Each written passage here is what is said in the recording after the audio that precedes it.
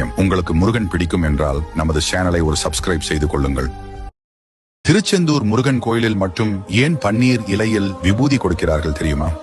சூரபத்மனை வென்ற முருகனை போற்றி புகழ்ந்த வேதங்கள் அனைத்தும் ஒன்று சேர்ந்து இந்த பன்னீர் மரங்களாக மாறினவாம். இந்த பன்னீர் இலையில் மொத்தம் 12 நரம்புகள் இருக்கும். கோயிலுக்கு வரும் பக்தர்களுக்கு தன்னுடைய 12 கைகளாலேயே முருகன் பிரசாதம் கொடுப்பதாக ஒரு நம்பிக்கை. அதிகாலை விஸ்வரூப தரிசனத்தின் போது சுவாமியின் காலடியில் வைத்து பூஜை செய்யப்படும் இந்த விபூதி வேத சக்திகள் நிறைந்த பன்னீர் இலையோடு சேரும்போது அதன் மகிமை பல மடங்கு கூடுகிறது. பக்தர்கள் தங்கள் பூஜை அறையில் பொக்கிஷமாக வைத்து பாதுகாக்கிறார்கள். நோய் நொடிகள் வரும்போது சரவண பவாய நமஹா என்று ஓதி இந்த விபூதியை அணிந்து கொண்டால் செந்தில் முருகனின் அருளால் எல்லா துன்பங்களும் நீங்கும்.